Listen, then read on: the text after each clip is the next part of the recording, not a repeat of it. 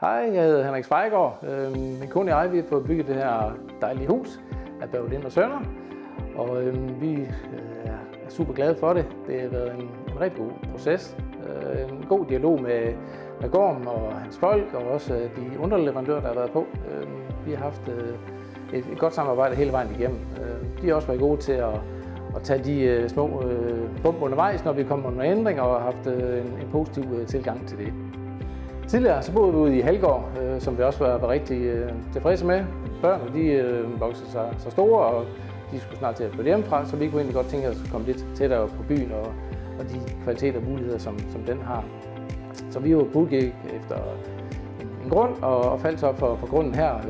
Den var ikke så stor, og vi har ikke behov for særlig meget have, så det passer os rigtig godt. Derudover så er det jo noget smuk natur at kigge ud på, så det var selvfølgelig også super lækkert. Så arkitekten og Berglind og Sønner har fået frembragt det hus, som vi havde drømt om, og den opfylder ligesom de kriterier, som vi havde for at flytte til Midtby.